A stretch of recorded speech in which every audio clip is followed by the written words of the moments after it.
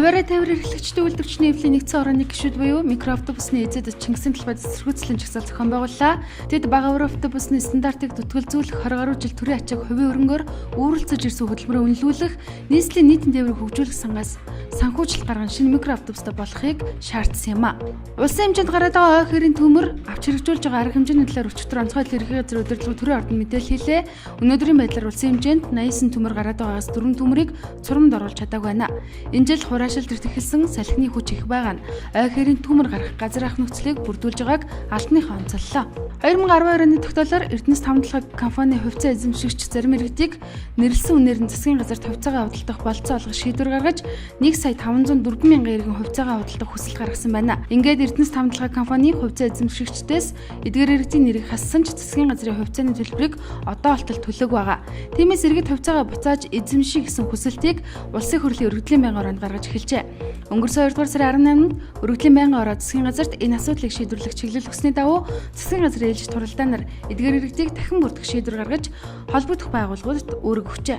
Ноолуурыг дотооддоо боловсруулах, дотоодын үйлдвэрээ бүтээгдэхүүнээр хангахад засгийн газраас тодорхой дэмжлэг үзүүлж эхний ээлжинд 100 тэрбум төгрөгийг гаргаж үйлдвэрлэгчид эргэлтийн өрөнгийг дэмжих зээл болохоор шийдвэрлэлээ. Ингэснээр одоогийн үйлдвэрлэгчдийн бэлтгэж байгаа 3,000 тонн ноолуур дээр 170 гаруй тонн ноолуурыг нэмж бэлтгэх боломжтой болох юм байна. Ой хэрийн төмөр төвчсөн 44 өрхөд иж бүрэн гэр болохоор засгийн газрын шийдвэр гарлаа. Мөн галт төмөрийн бүсэд ихээр шаардлагатай байгаа 9 автомашиныг орон нутагт шилжүүлэх, төмөр төвчсөн бэлчээрийн даацгүй болсон малчин өрхүүдэд 730 тонн өвсийг Сүхбаатар, Төв, Булган сумын нөөцийн сангаас нийлүүлэхээр болжээ.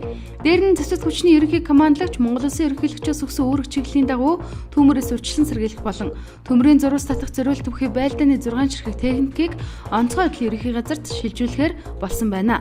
Үүний зэрэгцээ улс орон дээр ойн төмрөөс сэргийлэх ажлыг нийт ард иргэд байгууллага аж ахуйн нэгж өндөр хэмжээнд зохион байгуулах үүргийг холбогдох албаныханд өглөө. Нийтийн эдлбэрийн газрыг чөлөөлж дохижуулах тухай нийслэлийн засаг даргын захирамж гарлаа. Ингэснээр явган хүний замыг хааж зөвшөөрлгүйгээр барилга, хаалт, хашлаг барьж явган зорчигчийн аюулгүй байдал тав тухыг алдагдуулсан барилга байгууламжийг буулгаж тухайн газруудыг чөлөөлж дохижилтын ажлыг эхлүүлэхээр болсон юм а.